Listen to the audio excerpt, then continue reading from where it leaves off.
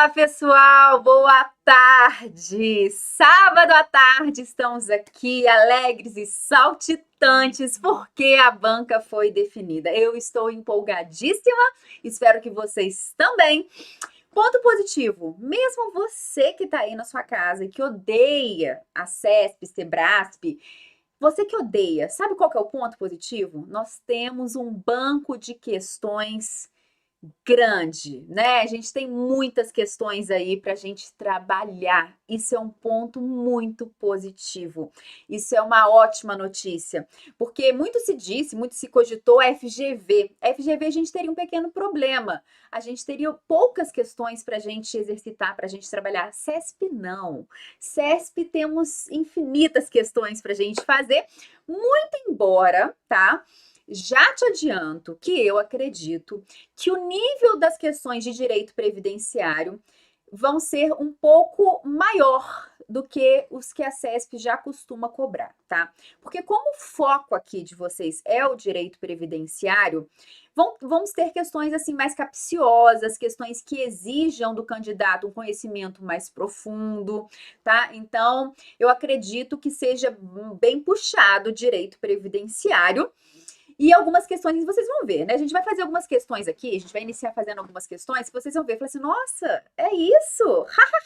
Eu já sei, que fácil. Sim, a gente vai fazer questões aqui que foi cobrado na prova de delegado da Polícia Federal em 2022, questões facílimas de direito previdenciário. Você fala assim, nossa, é assim que vai vir na minha prova? Não, não vai ser assim. É óbvio, vai ter questão na sua prova fácil? Vai. Vai ter aquela questão tão fácil que você vai falar, é sério? Será que é isso mesmo? Será que não é pegadinha? Será que tem uma coisa errada?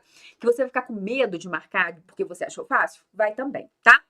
Então, a gente tem que estar preparado para tudo, tá? Essa que é a verdade. Então, hoje, nós vamos fazer essa maratona. Na verdade, é o início da maratona, tá? Vamos ter mais maratonas. Eu selecionei 25 questões que nós vamos trabalhar de uma forma mais aprofundada. Você fala assim, só 25 questões? Porque a gente vai ter muito comentário para fazer sobre cada questão, tá? Então, nós vamos ter mais aulas de questões. Vocês fiquem atentos, porque nós teremos mais aulas. Essa semana, vocês fiquem atentos aqui no Direção Concurso, porque vão ser lançados novos materiais, novos pacotes, material só de questão para aquele candidato que só quer treinar. Provavelmente o Direção ele vai fazer esse conteúdo para você, esse conteúdo só de treino. Se você quiser comprar um material só de treino de questões, muito provavelmente vai ter. Então fiquem atentos essa semana, segunda-feira nós temos aula, fiquem atentos porque vai ter muita novidade aqui sobre o nosso estudo do direito previdenciário. Hoje o que eu fiz para vocês, pessoal? Para ficar bem organizado, como essa é a primeira aula, né, da maratona de questões CESP, nós vamos ter outras aulas. Uhul! Eu fiz para ficar bem bonitinho, bem organizado, eu fui selecionando por temas. Então, ao contrário das nossas outras aulas de questões, que eu tuchava milhares de questões, ia falando, não. Aqui a gente vai selecionar por temas, tá? Mais ou menos 5 questões para cada tema. E vai ser assim também nas nossas próximas aulas. Pode ser que a gente tenha mais uma ou mais duas aulas de questões aí nos finais de semana. Fiquem atentos aqui no cronograma, na programação do Direção. Mas vamos ter mais aulas de questões, sim, questões CESP. Não sabemos ainda se vai ser certo ou errado ou assertiva, então vamos fazer certo ou errado e também aquelas de marcar a assertiva correta, tá ok? Então agora chega de falação e vamos para as questões. Trouxe questões recentes e questões antigas, porque eu sempre digo, vocês têm que ter cuidado na hora de fazer questões antigas, porque tem muita coisa desatualizada, muita coisa defasada. Mas temos questões antigas da CESP também que dá pra gente resolver aqui, dá pra gente fazer aqui agora, e que são boas e não estão desatualizadas, tá ok? 1, 2, 3 e já valendo, vamos iniciar comigo na tela. Começando então com História da Seguridade Social, fontes, aplicação, vigência, interpretação e integração. Seguinte, pessoal, esse tópico, quando vocês abrirem o edital do INSS, vai ter o tópico Histórico da Seguridade Social, fontes, interpretação, integração, tá? No que diz respeito a essa matéria, vocês podem fazer todas as questões da CESP. Vocês não precisam ficar preocupados com data de reforma da Previdência para fazer a questão. Vocês podem fazer todas. Tem questão de 2003, tem questão de 2006. Então, tem muita questão aí para você fazer no que diz respeito a esse tópico. História é história, tá? História é história, a única coisa que mudou na história é que agora a gente teve a reforma da Previdência, tivemos decreto, coisas atuais. Mas a parte antiga permanece a mesma, então vocês podem fazer todas as questões. Então vamos lá, primeira questãozinha. Tô falando muito porque é muita novidade. Acerca da concepção de seguridade social, julgue o item subsequente. A perspectiva universalidade prevista na concepção da seguridade social foi dificultada no caso brasileiro, tendo em vista que o mercado de trabalho é caracterizado por relações informais e de concentração de renda. Pessoal, essa é uma questão que vocês não vão encontrar em lugar nenhum. Tá? Não está escrito num livro, não vai estar escrito no seu PDF do direção, não vai um professor te contar isso numa aula. Por quê? É uma questão basicamente de interpretação, tá? É uma questão de interpretação. Aqui vai do conhecimento pessoal do candidato. Olha que interessante que a CESP fez. Ela não trouxe para você uma decoreba da Constituição. Ela não trouxe para você um trecho da doutrina. Ela queria saber os seus conhecimentos gerais. E o que a CESP veio te perguntando? Ela veio falando o seguinte: sabe aquele princípio da universalidade da cobertura e do atendimento? Que está lá consagrado no texto constitucional, artigo 194 da Constituição Federal? Então, esse princípio, também chamado de objetivo, ele foi dificultado, no caso brasileiro, porque no Brasil tem muito trabalhador informal. Tem muito trabalhador que não trabalha de carteira assinada. E, consequentemente, se a pessoa não trabalha de carteira assinada, ela não tem contribuição previdenciária. É isso que a CES está te perguntando. E é verdadeiro ou é falso? Pessoal, verdadeiro. Quantas pessoas você conhece aí que não tem carteira assinada? Um moço que trabalha numa obra de pedreiro, mas ninguém assinou a carteira dele. Ele é empregado de uma empresa, de uma construtora, mas a construtora não assinou a carteira dele. Ou ele é empregado de um empreiteiro, mas o empreiteiro não assinou a carteira dele. Enfim, né? Quantas pessoas você conhece aí que não tem uma carteira assinada? Então, sim, no Brasil temos muita informalidade, muito trabalho informal, e o princípio da universalidade, ele fica difícil de se concretizar de uma forma muito efetiva em virtude dessa situação. Então, é isso que a CESP queria saber de você, candidato, e que não está escrito em lugar nenhum, tá ok? Então, questãozinha de 2010, tá? Não é uma questão muito antiga, relativamente, né, média aí, não é muito antiga, não é muito recente, questãozinha correta, tá? A questão aborda o princípio da universalidade da cobertura e do atendimento na seguridade, afirmando que no Brasil há uma dificuldade de concretizar esse princípio devido ao grande número de relações informais de trabalho, o que resulta em uma concentração de renda. Questão de interpretação de texto e está correta. O sistema brasileiro de previdência é formado por um tripé com 3 regimes previdenciários. O regime geral de previdência social, RGPS, a cargo do Instituto Nacional do Seguro Social, INSS, o regime próprio de previdência social, RPPS, de responsabilidade do Tesouro Nacional, e o regime complementar. Várias reformas da Previdência foram implementadas com o objetivo de aumentar o grau de justiça atuarial do sistema e diminuir as disparidades entre o regime próprio e o regime geral. A respeito da Previdência Social no Brasil, assinale a opção correta. Também questão muito boa essa do Tribunal de Contas do Estado, tá? Questão de 2019. Letra A. O valor das aposentadorias e pensões dos servidores públicos federais civis, independentemente da data de entrada no serviço público, deixou de ser integral e de ter por base a totalidade da remuneração. Ele ficou limitado ao teto do RGPS. Aí o pessoal vai me perguntar, mas professora, regime próprio de previdência vai cair no meu edital? Não sei se vai cair regime próprio de previdência de uma forma profunda. Agora, você, enquanto candidato, concurso do INSS, você tem que ter uma mínima noção de regime próprio. Por quê, pessoal? Artigo 40 da Constituição Federal, talvez ele não venha dentro de direito previdenciário, mas ele venha dentro de direito administrativo. Ele venha dentro de direito constitucional. Então, uma noção básica de como funciona o regime próprio de previdência social dos servidores públicos, caindo ou não dentro do seu edital de previdenciário, você, como candidato, você tem que ter essa noção, tá ok? Então, o que a questão está te dizendo? Ela está falando o seguinte, que independentemente de quando o servidor público entrou no serviço público federal, ele vai ter sua aposentadoria limitada ao teto do regime geral de previdência social. Isso é verdadeiro ou isso é falso, pessoal?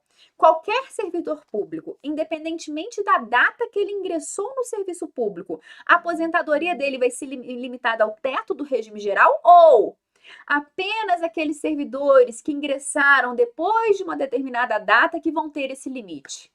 Pessoal, a questão ela está incorreta, porque apenas os servidores que ingressaram no regime previdenciário, no exemplo, no caso, vamos colocar no caso federal, tá? Vou te dar o exemplo federal, porque vocês estão prestando concurso federal.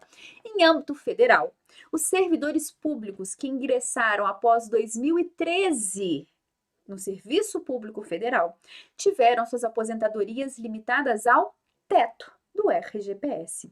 Quem já estava antes poderia optar entre ficar na regrinha anterior, que seria um cálculo, uma média da sua própria remuneração, não limitada ao teto do RGPS, ou, se eles quisessem, eles poderiam ingressar nessa nova regra, limitando sua aposentadoria ao teto do RGPS e recolhendo paralelamente para uma aposentadoria, para uma previdência complementar, tá ok?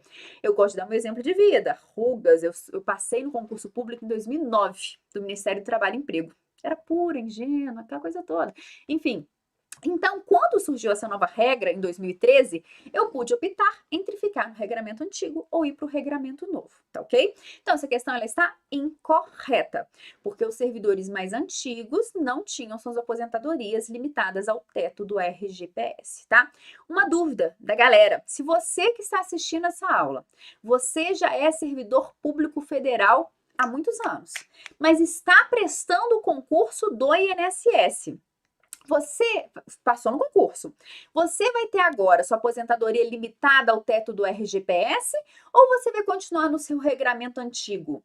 Tem como você continuar no seu regramento antigo, mesmo tomando posse em um outro concurso público federal, desde que a data da sua exonerada, da sua vacância seja num dia e da sua posse e exercício seja no dia seguinte. Então, não pode dar aí um intervalo entre a vacância e o exercício na nova atividade pública, tá ok? Fofoquinha para você que está assistindo essa aula que já é servidor público. B. No início da década de 70 do século passado, a relação entre o número de contribuintes e o número de beneficiários da Previdência Social era superior a 4. A tendência nas últimas décadas tem sido de redução dessa relação. Aí você fala assim, nossa, eu não entendi nada, né? Eu não entendi nada. Como assim? Como assim? No início da década de 70 do século passado, a relação entre o número de contribuintes e o número de beneficiários da Previdência Social era superior a 4. Ou seja, antigamente nós tínhamos mais contribuintes e menos beneficiários, né? A tendência das últimas décadas tem sido de redução dessa relação. Pessoal, outra questão da CESP que exige uma mera reflexão do candidato. Então, repare, isso aqui é uma coisa que vai acontecer na sua prova. Vai ter questão na sua prova que vai ser interpretação de texto e você vai ter que refletir. Então, por mais que você esteja com a literalidade da lei na ponta da língua, tem coisa que você vai ter que refletir. Então, olha só. Na década de 70, realmente, se você for pensar, existiam mais pessoas trabalhando, mais pessoas contribuindo e menos pessoas aposentadas, menos beneficiários. Hoje, continua assim? Ou nós temos uma redução das pessoas que estão contribuindo e o maior número de beneficiários? Pessoal, se a gente for avaliar a questão da expectativa de vida, né? As pessoas não estão morrendo mais tarde, né? Então, o que tem acontecido hoje? Hoje tem diminuído o número de pessoas contribuindo e aumentando o número de beneficiários, porque as pessoas estão demorando mais a morrer, tá? Então, os aposentados estão durando mais, eles estão assim, vivendo mais tempo. Então, por isso, nós temos realmente essa diferença. Na década de 70 tinha mais pessoas trabalhando, mais pessoas contribuindo, menos pessoas aposentadas, menos beneficiários. Hoje em dia não. Hoje em dia essa regrinha ela tem reduzido, né? Ela tem sido alterada. Até porque se vocês forem reparar também, os jovens, eles estão demorando mais a entrar no mercado de trabalho. Isso também gera um impacto na previdência, porque nós temos menos pessoas contribuindo. Antigamente, o pessoal não começava a trabalhar com 16 anos, a pessoa começava a trabalhar super jovem. Hoje em dia, tem pessoas de 30 anos que nunca trabalharam, né? Que às vezes estão se preparando para o concurso público, estão estudando. Isso é comum hoje em dia. Totalmente diferente do que era antigamente. Então, nosso gabarito é essa assertiva, tá? Mas vamos eliminar as demais? Vamos eliminar? Porque essa é uma questão de interpretação de texto. Realmente dá insegurança de você bater o olho e marcar. Então, vamos encontrar os itens errados nas demais assertivas. Mantida a tendência atual para o regime geral de previdência social, a partir de 2030, deve aumentar o número de contribuintes do sistema para cada aposentado do INSS. Pessoal, não faz sentido, né? Porque o que vem ocorrendo é justamente o contrário. Tem diminuído o número de contribuintes e aumentado o número de aposentados. Justamente por isso veio uma reforma da Previdência aí, para ver se a Previdência consegue arrecadar mais, para ver se exige que as pessoas trabalhem mais para se aposentar. Então, essa questão, letra C, está incorreta, tá? Letra D. O regime de aposentadoria por tempo de contribuição é utilizado no Brasil e na maior parte dos países. Esse regime é benéfico e contribui para a sustentabilidade do sistema. Pessoal, questão de 2019 está falando: o regime de aposentadoria por tempo de contribuição é utilizado no Brasil e na maior parte dos países. Seguinte, primeiro, no Brasil, hoje, 2022, temos aposentadoria por tempo de contribuição? Não, né? Hoje em dia, o que nós temos é a aposentadoria voluntária, também chamada aposentadoria programada, que exige que o indivíduo tenha idade e tempo de contribuição. Porque o que se observou? Que essa aposentadoria por tempo de contribuição, em que não se exige uma idade mínima, não estava sendo benéfica para o sistema atuarial da Previdência Social. Então, não temos mais essa aposentadoria por tempo de contribuição. E, na verdade, pessoal, em relação a outros sistemas de outros países, você fala assim: professor, eu não sei. Gente, vamos pensar no mundo capitalista, por exemplo, pensa aí nos Estados Unidos. As pessoas lá trabalham até muito mais tarde, porque a aposentadoria não é como aqui, tá? O pessoal lá fica assim até chocado de saber que pessoas jovens aqui se aposentam. Então, isso é muito diferente. Então, a aposentadoria por tempo de contribuição não é regra nem no Brasil, porque agora não temos mais, não temos, e muito menos nos demais países, tá ok? Letra E. A ampliação de benefícios assistenciais previstos na Lei Orgânica da Assistência Social não influencia no déficit da Previdência.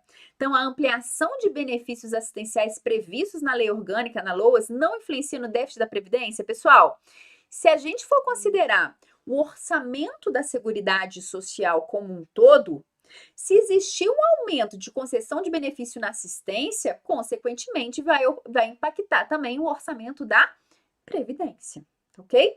Então, essa é uma questão recente, 2019, e ela é mais de interpretação de texto do que de direito previdenciário. Então, é uma questão muito boa também. Notem, pessoal, duas questões que exigem do candidato, fizemos duas questões até agora, que exigem do candidato interpretação. Não está escrito em lugar nenhum, você tem que parar, tem que refletir, tem que analisar, tá ok? Gabarito, letra B de bola, tá? Então, não vou, já fiz os comentários devidos, tá? Vou pular esses comentários, porque nós já conversamos a respeito. Acerca da história da Seguridade Social, da política social e das políticas setoriais, considerando suas respectivas legislações, julgue o item subsecutivo. Os direitos da Seguridade Social, seja de modelo bismarckiano, seja no modelo beveridiano, tem como parâmetro histórico central os direitos do trabalho. Então, os direitos da Seguridade Social, seja no modelo bismarckiano, seja no modelo beveridiano, tem como parâmetro histórico central os direitos do trabalho. Pessoal, uma observação em relação aqui à história da Previdência Social.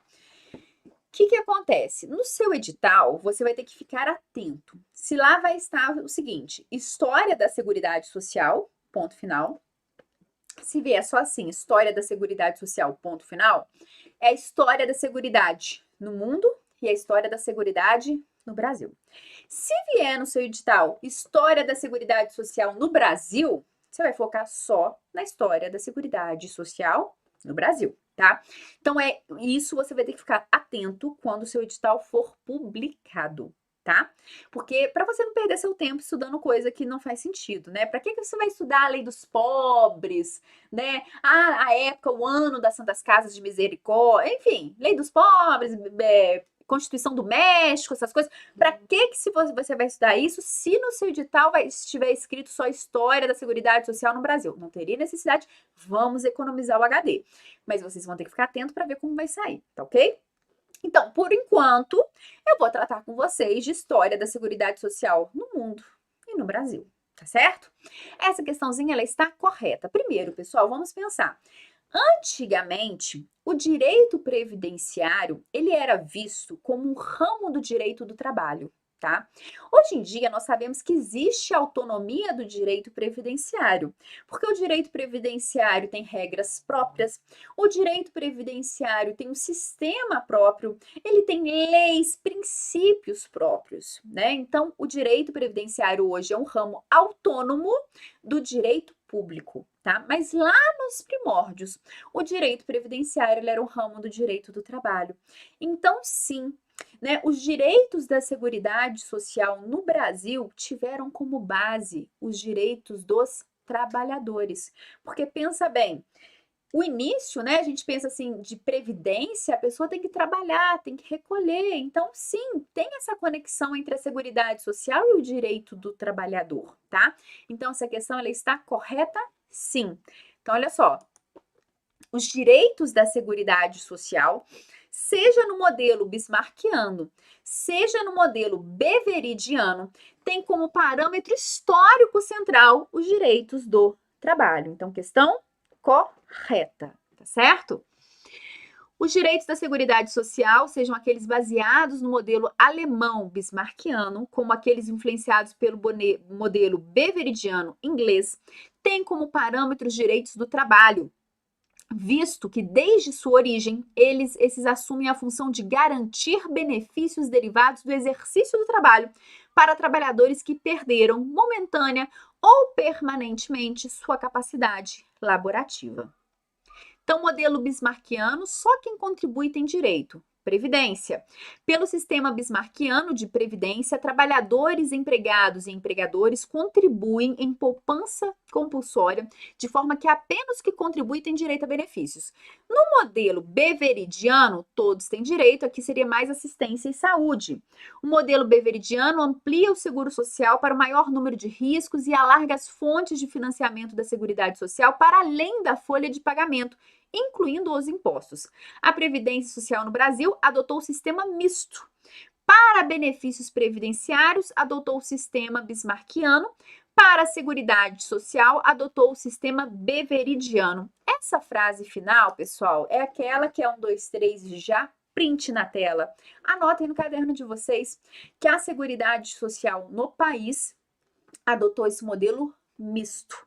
Parte para a Previdência e parte para a saúde e a assistência. Então, adotamos aqui Bismarck e o Beveridge, tá ok, gente? Então, olha só, bismarckiano para a parte de previdência e benefícios, né? E o beveridiano para a Seguridade Social como um todo, que abarcaria mais aqui a assistência e a saúde. Então, essa última frase aqui é interessante para ter aí anotado no caderno de vocês, tá ok? Então, vamos lá. Com relação à organização e aos princípios do sistema da Seguridade Social, julgue o item a seguir. Após a edição da Lei Eloy Chaves, diversas categorias de trabalhadores buscaram a proteção social que aquela legislação garantiu, o que provou provocou a expansão dos direitos protetivos pelo país? Essa questão, pessoal, você que é meu aluno vai achar tranquila, né? Você vai achar light. E olha que é uma questão de 2018, analista do STJ. Uma prova de nível difícil, uma questão recente, tá? Então, após a edição da Lei Eloy Chaves, diversas categorias de trabalhadores buscaram a proteção social que aquela legislação garantiu, o que provocou a expansão dos direitos protetivos no país. Pessoal, sobre Lei Eloy Chaves. Lei Eloy Chaves está mais do que batida em concurso do INSS. Eu, se fosse da CESP, eu nem falo Sebrasp, gente. Sebrasp é uma coisa nova, eu sou antiga, eu sou das antigas. Comecei a dar aula faz 12 anos. Sim, eu sou idosa, tá? Então, assim, lá, antigamente era CESP, então eu não consigo falar Sebrasp. Vocês me desculpem pra mim é CESP, tá bom? Então, o que que acontece, pessoal? Lei Eloy Chaves está muito batida, tá? Tá muito batida, porque todo mundo sabe. O que que a gente tem que saber sobre Lei Eloy Chaves? Anota aí que eu vou te contar tudo que você tem que saber. Primeiro, Lei Eloy Chaves foi o marco da Previdência Social no país, tá? Ela foi um marco. Significa dizer que ela foi a primeira legislação previdenciária no país? Não, ela foi a mais importante. Então, ela foi um marco. Ela abarcava quem? Ela abarcava os ferroviários. Então, ela era exclusiva dos ferroviários. Só que todo mundo viu, todo mundo gostou, todo mundo agradou. E o que que a gente faz? A gente pega e copia a ideia do coleguinha do lado, né? Então, aí o pessoal, os marítimos viram, opa, os ferroviários mandaram bem. Quero também. Aí os bancários, depois de um tempo, eu quero também. Então, todo mundo viu, todo mundo quis fazer igual. Então, realmente, a questão está correta. A Lei Eloy Chaves, ela provocou, né, essa ampliação do direito social no país, porque foi uma boa ideia e todo mundo quis copiar. Então, a questão ela está correta, tá? Um outro ponto importante sobre a Lei Eloy Chaves é que ela era uma assistência, vamos colocar assim, privada, tá? Ela era gerida pelos valores pagos pelos ferroviários, né, recolhido pelos ferroviários, ele era gerido pela própria empresa ali, pela própria empresa ferroviária, tá? Não existia nessa época a intervenção do Estado, assim como ocorre hoje em dia, porque hoje em dia quem organiza, quem é responsável pela gestão da Seguridade Social é a administração pública, né? Através do INSS, uma autarquia previdenciária federal, né? Pessoa jurídica de direito público, né? Então, o que que acontece? Nessa época, não. Nessa época da Lei Eloy Chaves, não existia intervenção estatal. Então, sobre a Lei Eloy Chaves, o que que é o principal que vocês saibam? Aqui, ela não foi a primeira lei, mas ela foi o marco, ela foi a mais importante. Ela era dos ferroviários e, posteriormente, demais categorias copiaram, né, e fizeram algo semelhante. E que naquele momento não existia intervenção estatal, a Caixa de Aposentadorias e Pensões Ferroviários era gerida pela própria empresa, com participação dos ferroviários, tá ok? Então é isso, então questão certinha, mas como eu disse para vocês, Lei Eloy Chaves é uma questão muito batida de direito previdenciário, falou que a história da Seguridade Social sempre pergunta da tal da Lei Eloy Chaves, então muito batidona. O objetivo é eliminar candidato mesmo. Eu, se fosse examinador, não perguntaria. Mas a minha opinião é a vaca passando. Dá o mesmo? Nada, tá? Então, pronto, falei. Vamos continuar. Então, até pulei o gabarito dela, porque a questão está correta, tá, gente? Anotem aí, questão correta. Realmente, ela provocou a expansão dos direitos protegidos pelo país. Deixa eu beber uma aguinha aqui, um segundinho.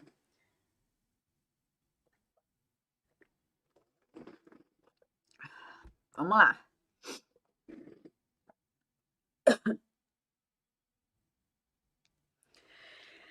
Quanto à aplicação da lei previdenciária no tempo, assinale a opção correta.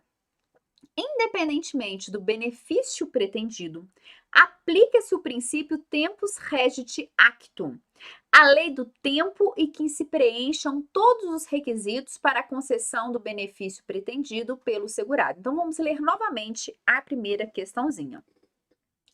Independentemente, tá? Independentemente do benefício pretendido, aplica-se o princípio tempus regit actum, a lei do tempo em que preencham todos os requisitos para a concessão do benefício pretendido pelo segurado. Pessoal, primeira questãozinha, está certa ou está errada? Essa letra A. Você que é meu aluno, você está careca de saber. Porque, gente, eu fico de olho no chat, eu volto nos meus vídeos para ver comentário de aluno. E não é porque eu quero ficar feliz com o pessoal que fala assim, ah, professor, eu amei, adorei. Lógico, fico satisfeito, fico feliz. Mas é importante um feedback, certo? Então, vira e mexe, tem gente que fala assim, ah, mas ela fala antes e depois da reforma. Né? Que, não, isso confunde a gente. Gente, você que é meu aluno tá careca de saber que tem que saber antes e depois da reforma. Por quê? Pode cair na sua prova uma determinada situação que ocorreu antes da reforma. E se a pessoa preencheu todos os requisitos antes da reforma, ainda que ela solicite o benefício posteriormente, o regramento dela é o anterior à reforma. E a letra A está falando justamente isso, que o direito previdenciário, ele é regido por um princípio denominado tempus regit actum, né?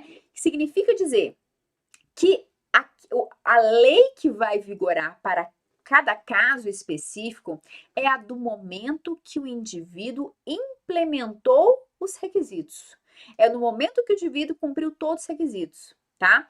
Então, se o indivíduo cumpriu todos os requisitos no dia 1º de novembro de 2019 para uma aposentadoria por tempo de contribuição, mas até hoje ele não pediu, ele continuou trabalhando e não pediu. Ele pode solicitar aposentadoria por tempo de contribuição, ainda que hoje não tenhamos mais, por conta da aposentadoria voluntária, aposentadoria programada, ele pode solicitar aposentadoria por tempo de contribuição? Sim. Se ele preencheu todos os requisitos antes do dia 13 de novembro de 2019, ele vai ter direito àquele benefício previdenciário. Isso é o princípio do tempus regit actum.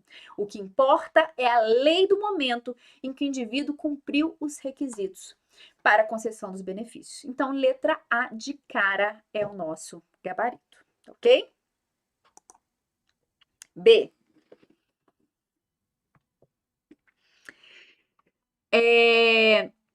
Com exceção das aposentadorias por tempo de contribuição e por idade, aplica-se a lei em vigor à época em que o segurado ingressou no sistema previdenciário. Então, com exceção da aposentadoria por tempo de contribuição e por idade, aplica-se a lei em vigor à época que o segurado ingressou no sistema previdenciário? Não, pessoal, não interessa. A época que o indivíduo ingressou no sistema previdenciário, e sim o momento que ele cumpriu os requisitos para a concessão do benefício, tá ok? Então, C. Aplica-se o princípio lex posterior derogat priori para os benefícios devidos aos segurados, independentemente de ser mais ou menos vantajoso, aplicando-se, entretanto, a lei em vigor na data de ingresso do segurado no sistema previdenciário para os benefícios devidos aos dependentes. Pessoal, miscelânea do caramba aqui, porque primeiro falou a lex posterior derogat priori, que significa a lei posterior obrigatoriamente derroga, cancela a anterior, revoga a anterior. A princípio, se a gente pensar, a reforma da Previdência está valendo hoje, beleza, a legislação anterior não estaria valendo, a não ser para aqueles indivíduos que implementaram os requisitos anteriormente, tá ok? Então, esse regramento descrito na questão não estaria correto, ok? A regra correta mesmo é o tempo regit actum, tá?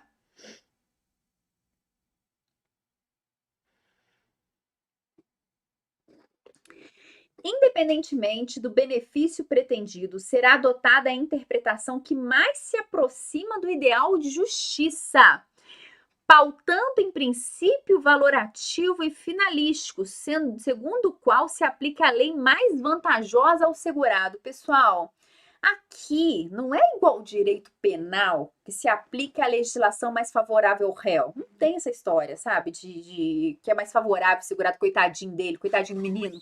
Não, tá? Não tem isso. Não existe isso no direito previdenciário. Ah, vão aplicar a legislação mais favorável para ele e tal.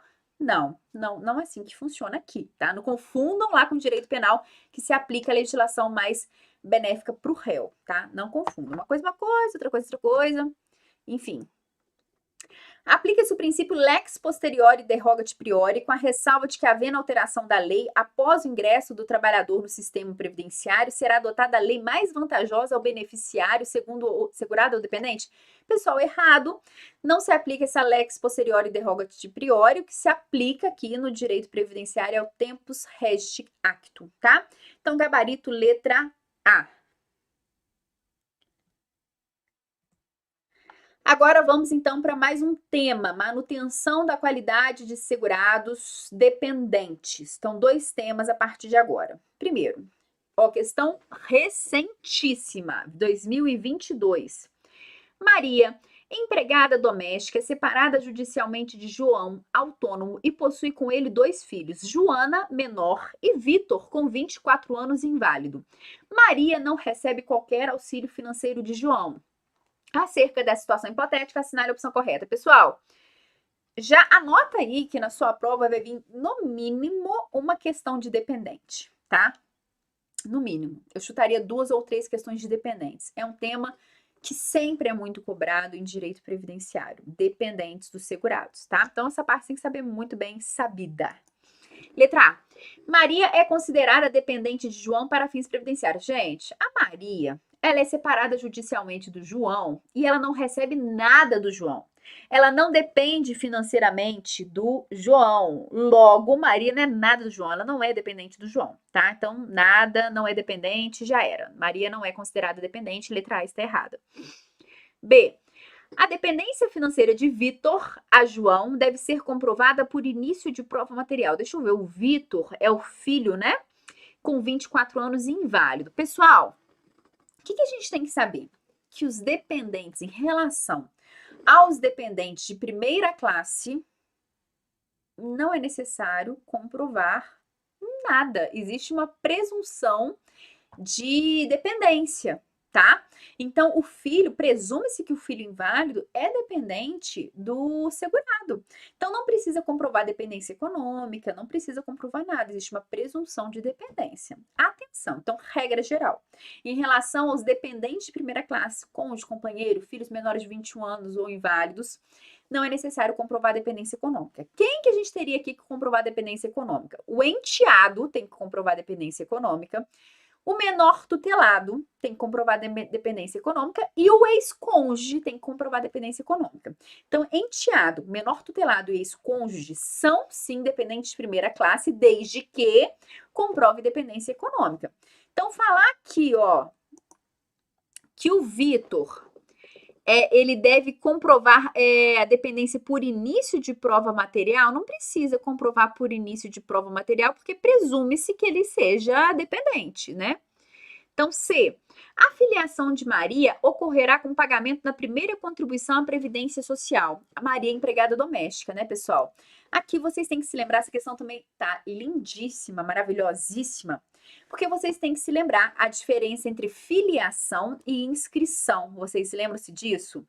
A filiação ocorre com o início da atividade remunerada, contribuindo ou não. A pessoa pronto trabalhou, pronto está afiliada ao regime geral de previdência social.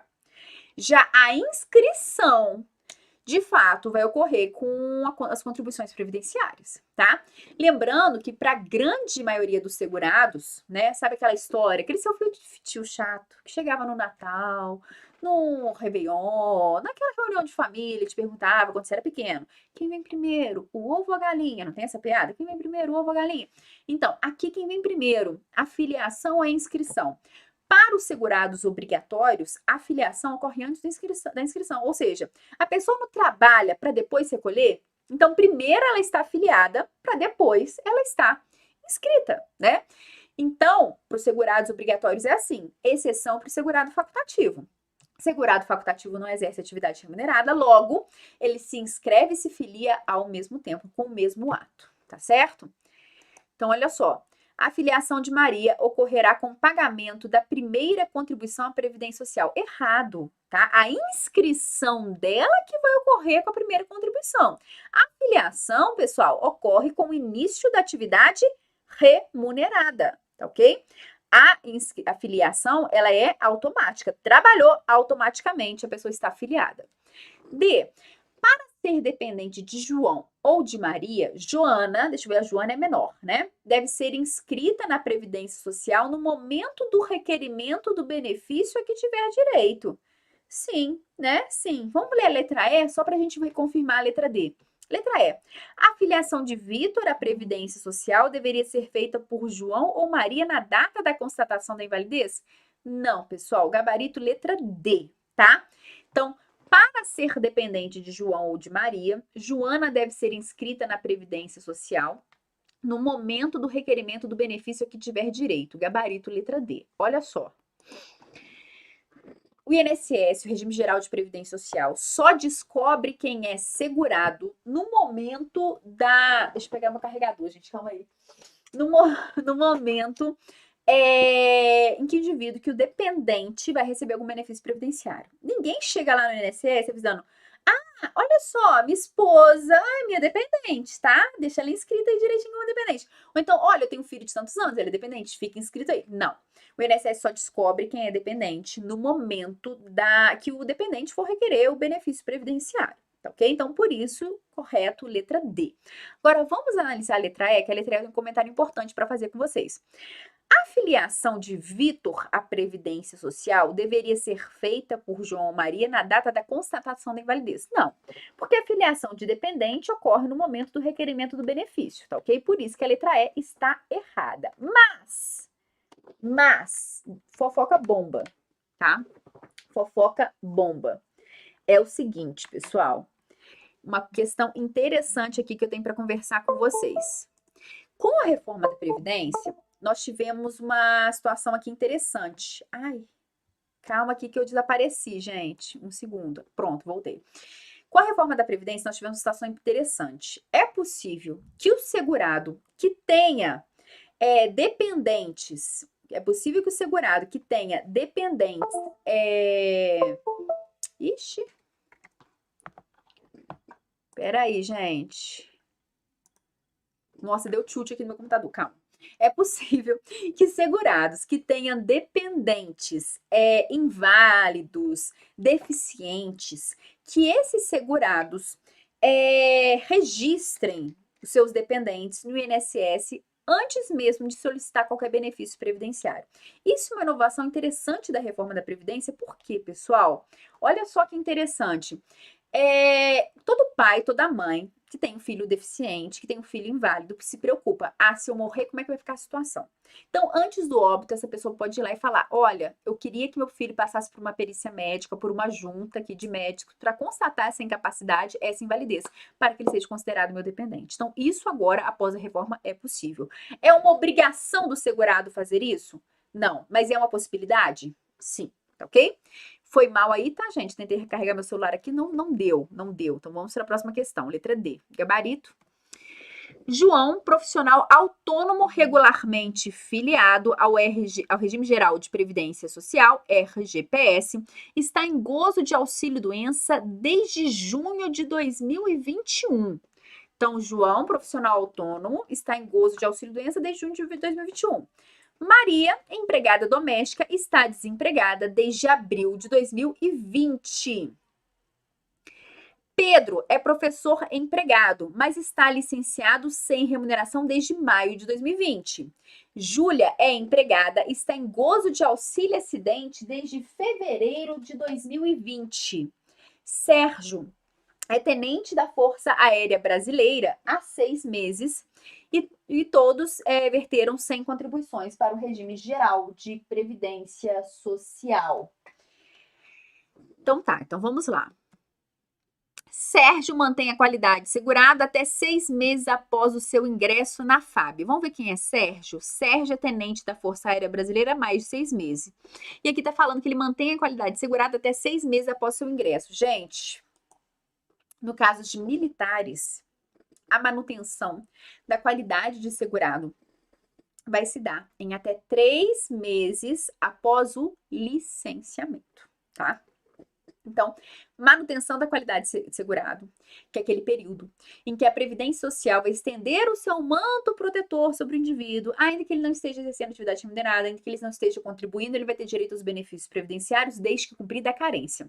No caso, então, de um militar o período é de 3 meses após o licenciamento. A letra A está errada, porque está falando até 6 meses após seu ingresso na FAB. Não é 6 meses, é 3 meses após o licenciamento. Letra B. João mantém a qualidade de segurado independentemente do prazo em que esteja no gozo de auxílio-doença. Vamos ver João. João, profissional autônomo regularmente filiado no regime geral de previdência social, está em gozo de auxílio-doença desde junho de 2021. Então, realmente, gabarito letra B. Por quê, pessoal? Quem está em gozo de benefício previdenciário se mantém na qualidade de segurado independentemente de contribuição. Então, qualquer pessoa que está recebendo benefício previdenciário se mantém na qualidade de segurado, independentemente de contribuição. Gabarito letra B. Lembrando que nós temos uma exceção, que é uma alteração que ocorreu em 2019 na legislação previdenciária. Então, quem está em gozo de benefício previdenciário mantém a qualidade de segurado, independente de remuneração, exceto auxílio acidente, tá? Por quê? A pessoa que recebe auxílio acidente, que é um benefício previdenciário que possui natureza indenizatória, tá? Essa pessoa, ela pode voltar a trabalhar, tá? E ela vai receber o auxílio acidente, que é no valor de 50% do salário de benefício. Como ela pode voltar a trabalhar, ela pode exercer uma atividade remunerada, ela só vai se manter na qualidade de segurado se ela estiver vertendo as contribuições previdenciárias. Se ela optar por ficar em casa, alegre e saltitante, assistindo seriados, tenho 2 bons para indicar, A Casa do Dragão e hoje tem do Senhor dos Anéis, hein? Ontem estreou do Senhor dos Anéis, esses 2, eu gosto de nerd, seriado de nerd. Então, se essa pessoa opta por ficar em casa, assistindo seriado sem trabalhar, sem recolher, ela não vai manter a qualidade de segurado, ok? Então, no caso do indivíduo que recebe auxílio acidente, ela só vai se manter na qualidade de segurado se ela exercer atividade remunerada. Se ela opta por não exercer atividade remunerada, ficar em casa assistindo A Casa do Dragão, ela não vai ser mantida na qualidade de segurado. É por isso que a legislação previdenciária vem nos dizendo: manterá a qualidade de segurado quem estiver em gozo de benefício previdenciário, independentemente de remuneração, exceto auxílio acidente. Então, somente no caso de auxílio acidente, para a pessoa continuar sendo considerada segurado, tem que verter contribuições previdenciárias, ok? C. Maria mantém a qualidade de segurado por 24 meses, prorrogável por mais 12 meses. Vamos ver a história de Maria, vamos ver se está certo ou se não está isso aqui. Se Maria realmente mantém a qualidade ou não. Vamos ver isso aqui. Cadê a Maria? Opa, calma, gente, calma. Maria, empregada doméstica, está desempregada desde abril de 2020. Pessoal, ela só tem 100 contribuições, certo? Porque todos verteram 100 contribuições. Então, ela não tem mais de 120 contribuições, ela só tem 100. Está desempregada desde 2020.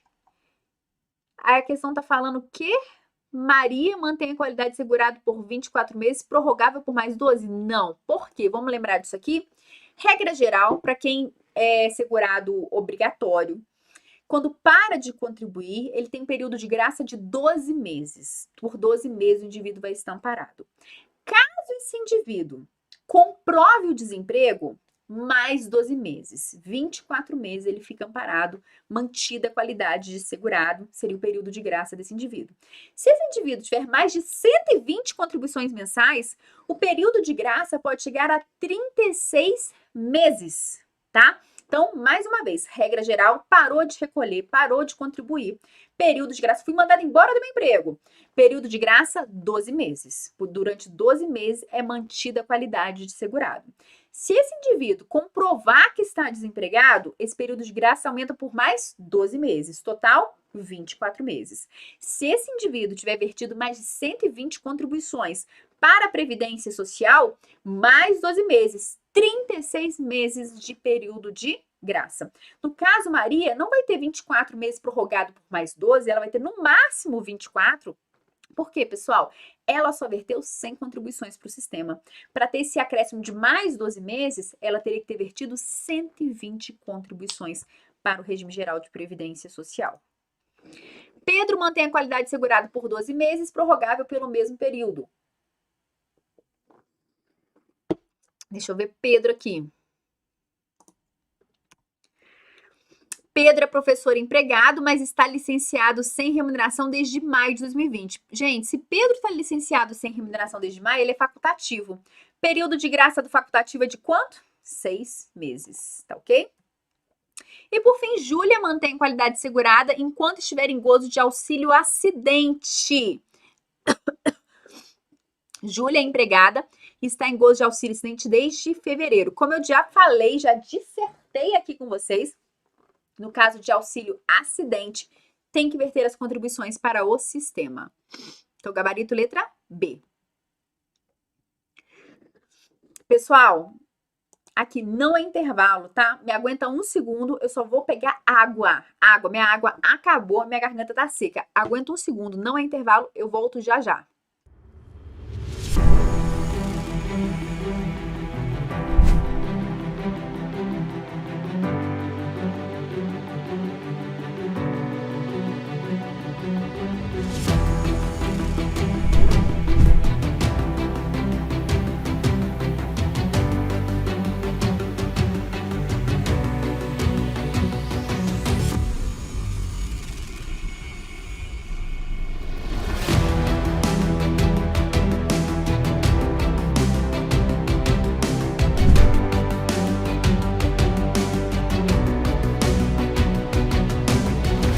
As pessoas já tiveram filhos, já fizeram isso, fizeram aquilo, e eu ali, 6 anos, né, larguei um pouquinho o lado pessoal para ir em torno de um sonho, né, ir atrás de um sonho.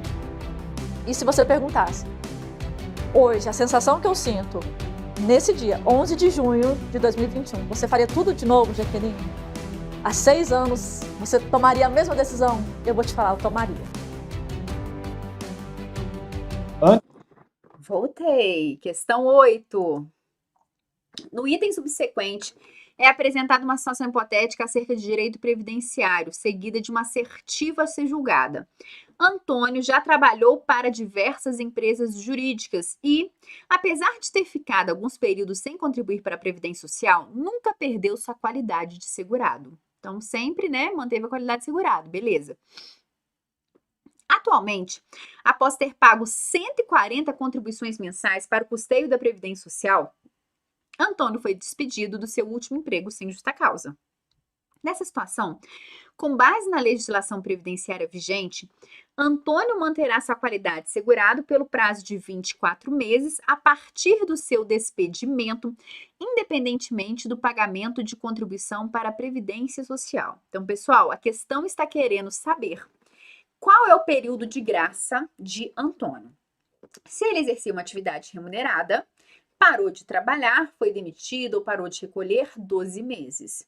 Se ele comprova o desemprego, mais 12 meses. Se ele tem mais de 120 contribuições mensais, mais 12 meses. Então, vamos analisar quais requisitos foram preenchidos por Antônio. Trabalhou em diversas empresas, apesar de ter ficado algum período sem contribuir, nunca perdeu a qualidade de segurado. Atualmente, após ter pago 140 contribuições mensais, Antônio foi despedido do seu último emprego sem justa causa. Então, ou seja, ele já tem no mínimo 24 meses de período de graça.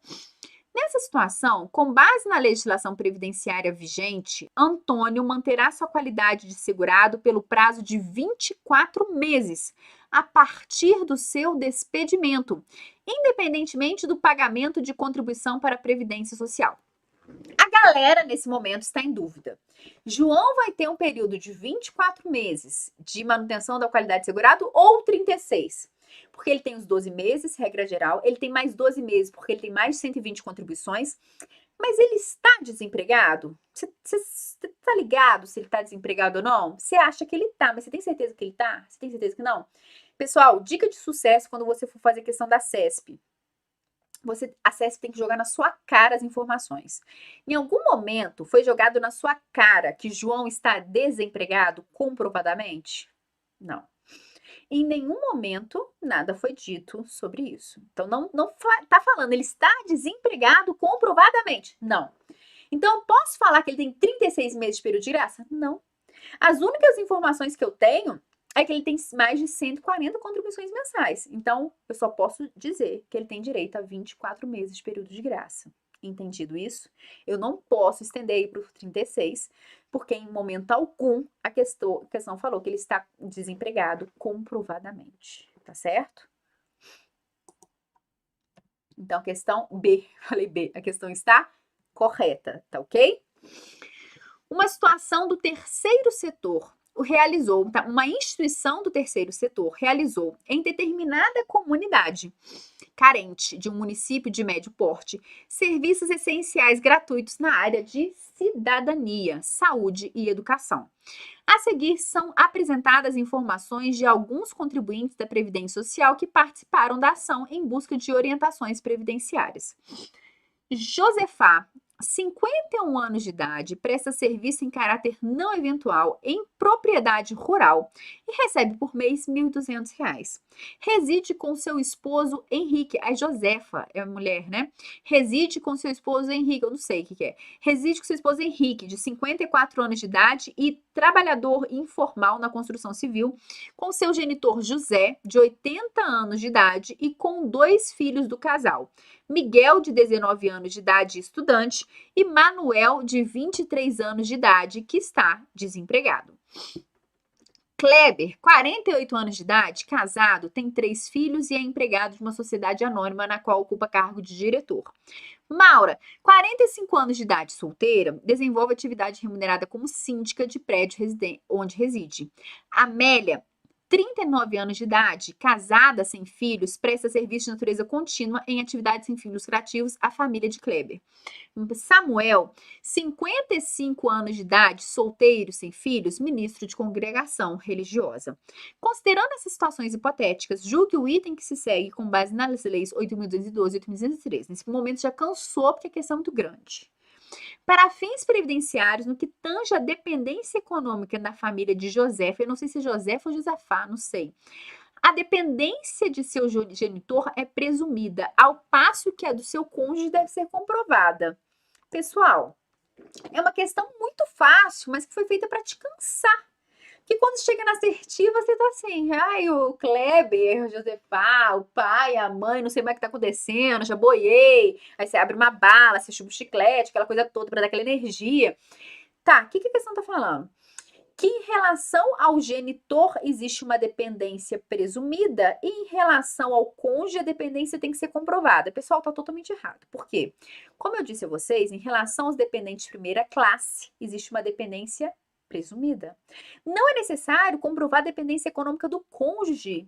Deus que me livre e guarde, bate na madeira. Gucci Baby Love, marido do amor, falece. Credo, né? E aí, eu tenho que comprovar que eu dependo dele financeiramente para receber pensão por morte? Não, porque eu não dependo dele financeiramente. E ainda assim, eu vou ter direito à pensão por morte, porque a dependência em relação aos cônjuges de primeiro grau, ela se presume. Agora, para os demais dependentes de segundo grau, que são os pais, de terceiro grau, que são os irmãos, é necessário comprovar dependência econômica. Então, os pais só vão ter direito a ser pensionistas dos seus filhos se comprovar dependência econômica. Os irmãos só vão ter direito a ter benefícios previdenciários enquanto dependentes se provar a dependência econômica, o que não ocorre com os dependentes de primeira classe, tá certo? Então, a questão ela inverteu. Ela falou que presume a dependência do genitor e tem que comprovar em relação ao cônjuge. É o contrário. Presume-se a dependência do cônjuge e tem que comprovar em relação ao genitor, em relação ao irmão. Tá ok? Então, questão totalmente errada. Simples, fácil, porém cansativa, né? Porque chegou no final, haja Trident para dar conta disso na hora da prova, tá? Questão errada. Segurados da Previdência Social. Então, vamos lá. Marcos é oficial da Marinha Mercante Brasileira há 3 anos. Pedro é estagiário de escritório de advocacia e recolheu 6 contribuições facultativas à Previdência Social pela menor alíquota possível. Vânia é empregada da Caixa Econômica Federal há 8 anos. Eu poderia ser Vânia, hein, gente? Acerca da situação hipotética, assinale a opção correta. Então, vamos lá. Letra A. Devido ao seu tempo de permanência na Marinha Mercante, Marcos já perdeu a qualidade de segurado? Gente, Marcos é oficial da Marinha Mercante Brasileira há 3 anos. Ele já perdeu a qualidade de segurado? Não, ele é oficial, né? Ele vai ter qualidade. Na verdade, é a letra A. Devido ao seu tempo de permanência, Marcos já perdeu a qualidade de segurado? Não, não é assim que funciona, tá? B. Caso esteja grávida em gozo de salário maternidade, Vânia deverá contribuir facultativamente para manter a qualidade de segurado? Não. Por quê? Quem estiver em gozo de benefício previdenciário mantém essa qualidade, tá? Letra C. Após 6 meses da última contribuição, Pedro é quem? Estagiário. Pedro perderá automaticamente a qualidade de segurado se deixar de contribuir para a Previdência Social. Correto. Por quê? Porque a manutenção da qualidade de segurado, ela ocorre em relação ao segurado facultativo, é de 6 meses. Então, a manutenção da qualidade de segurado em relação ao facultativo, ela ocorre em 6 meses, tá ok? Letra D, então letra C é o nosso gabarito, né? Letra D, caso seja demitida, Vânia manterá a qualidade de segurado por até 36 meses.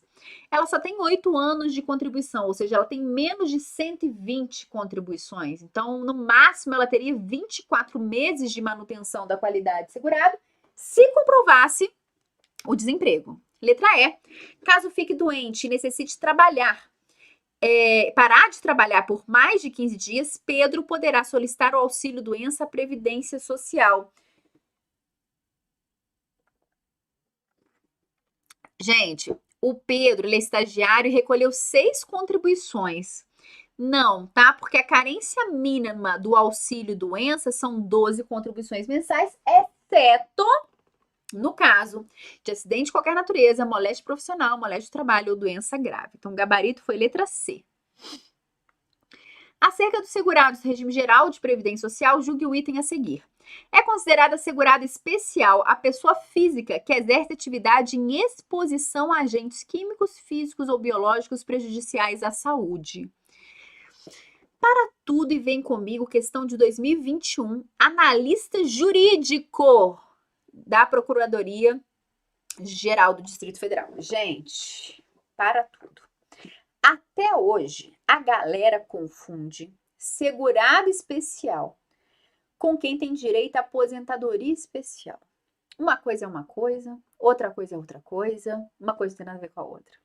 Quem que é o segurado especial? É o moço da taioba, tá, gente? Pessoal, todo mundo que é meu aluno, quando come taioba, lembra de mim, tá? Então, dica de sucesso, como uma taiobinha refogada antes da prova, que vai dar certo, tá? A mandinga é comer taioba refogada antes da prova. Essa é a mandinga do momento. O que acontece, pessoal? Segurado especial é aquele indivíduo que trabalha em área rural de até 4 módulos fiscais, em regime de economia familiar, regime de subsistência para o sustento da sua família, tá? Com auxílio eventual de terceiros. Ou pescador artesanal. É esse cara que é o segurado especial. É um moço que planta taioba para comer no almoço. Que só vai vender taioba se sobrar. E que é raro sobrar, né? Todo dia que tá sobrando taioba, tomate, inhame, não, tá? Então, ele só vai negociar, só vai comercializar esse excedente quando sobra, porque o objetivo dele é plantar para sobreviver, tá ok? Então, esse é o segurado especial. A questão tá falando o seguinte, olha só. É considerado segurado especial pessoa física que exerce atividade de exposição a agentes físicos, químicos, biológicos prejudiciais à saúde? Não. A questão tentou confundir o segurado especial, que é esse indivíduo, que eu te contei da taioba, ou pescador artesanal, com o indivíduo que tem direito à aposentadoria especial. Quem que é o indivíduo que tem direito à aposentadoria especial? Vocês vão lembrar de quem? O moço que trabalha na mina subterrânea, que é um trabalho mega insalubre. Por ser uma atividade mega insalubre, ele vai ter direito a uma aposentadoria diferenciada. Ele vai se aposentar antes da regra geral em virtude daquela atividade nociva a sua saúde, a sua integridade física, tá? Então, ainda hoje, você vê, questão de 2021, aluno meu não erra isso, hein? Aluno meu não erra. Questão de 2021, tentando confundir o segurado especial com o indivíduo que tem direito à aposentadoria especial. E uma coisa, outra coisa, outra coisa. Pessoal, o segurado especial tem direito à aposentadoria especial? Não. O segurado especial tem direito à aposentadoria por idade. O segurado especial, ele vai ter direito a uma aposentadoria por idade diferenciada. Ele vai ter direito a uma redução de 5 anos na idade, seja homem, seja mulher. Ele vai aposentar antes, porque ele fica mais acabado, sol, rugas, né? O trabalho rural é mais desgastante, então ele vai ter direito, sim, a uma aposentadoria por idade diferenciada, tá? Agora, a aposentadoria especial é para essa outra galera que trabalha com atividade insalubre. Uma pergunta que as pessoas fazem: professora, se fala que não tem mais hoje aposentadoria por idade nem por tempo de contribuição. O que temos hoje é uma aposentadoria programada, é uma aposentadoria voluntária. Sim, mas em relação aos trabalhadores rurais, e nele estão compreendidos os segurados especiais, em relação a esses trabalhadores rurais, segurados especiais, mantém o regramento da aposentadoria por idade. A reforma da Previdência não alterou a aposentadoria por idade dos trabalhadores rurais, tá ok? Então, segurado especial continua se aposentando por idade. Por que o segurado especial vai se aposentar por idade, pessoal? Porque o segurado especial só efetua recolhimentos se houver comercialização. Próxima questão. Considerando que determinado servidor público ocupante de cargo em comissão esteja preparando-se para o concurso de delegado de Polícia Federal, julgue o item seguinte. Então, questãozinha de 2021. É correto afirmar que, atualmente, o servidor em questão é segurado facultativo da Previdência Social. Então, olha só, considerando que determinado servidor público, ocupante de cargo em comissão, esteja preparando-se para o concurso de delegado de Polícia Federal, julgue o item a seguir. Gente, primeiro, não tem como ele ser segurado facultativo, tá? Porque ele exerce uma atividade remunerada. Quem exerce atividade remunerada não tem como ser segurado facultativo. Então, de cara, a questão está incorreta. O que eu achei foi que a CESP não deixou claro se o indivíduo era um servidor público efetivo ou se ele ocupava um cargo exclusivamente em comissão. Então, isso aí não ficou muito claro. Ele é um servidor público efetivo que ocupa um cargo em comissão? Então, ele é vinculado ao regime próprio de previdência social. Mas, se ele for um servidor que ocupa somente o cargo em comissão, se ele é um particular que ocupa um cargo em comissão e naquele momento ele tem o status de um servidor, embora ele não seja servidor público efetivo, e sim um agente público, né? Porque cargo em comissão pode ser ocupado por servidor público efetivo ou por um particular qualquer. Se ele é um particular que ocupa um cargo em comissão, ele é considerado empregado para fins previdenciários, empregado do regime geral de previdência social, tá ok? Então, a gente tem que analisar como seria a questão. Se o indivíduo é um servidor público efetivo, ele é vinculado ao regime próprio de previdência social. Se o indivíduo ocupa exclusivamente um cargo em comissão, ele é considerado empregado para fins previdenciários, empregado do regime geral de previdência social. Em qualquer situação, ele não poderia ser facultativo porque ele exerce uma atividade remunerada. Pessoal, questão clássica de prova. Servidor público pode se filiar ao regime geral de previdência em diversas categorias. Ele pode se filiar como empregado, ele pode se filiar como empregado doméstico, ele pode se filiar como contribuinte individual, como avulso, como ele quiser, menos como facultativo. E por que que o servidor público não pode se filiar no regime geral de previdência social como facultativo? Porque ele exerce atividade remunerada. Então, ele pode ser tudo no regime geral, menos facultativo. Porque a pessoa pode ter 2 atividades. Eu dou sempre um exemplo de vida. Quando eu era jovenzinha, lá no Ministério do Trabalho, eu era servidora pública federal. E, ao mesmo tempo, eu era empregada de carteira assinada de um curso preparatório para concurso e dava aula como contribuinte individual em outros cursos preparatórios para concurso. Então, ao mesmo tempo aí, eu tinha diversas atividades no regime próprio e no regime geral. Isso é possível. Se não é possível, o servidor público se filiar como facultativo no regime geral. Exceção. Essa exceção é linda para quem não sua prova, porque essa regra tá batida, mas a exceção é bacana.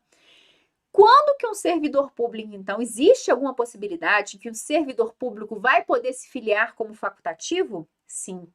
Você que está estudando 8.112, que cai no seu concurso do INSS, não tem a licença para tratar de interesse particular sem remuneração? Você está lembrada dessa licença da 8.112? Você tem que estar lembrado, que está estudando, você tem que estar lembrado.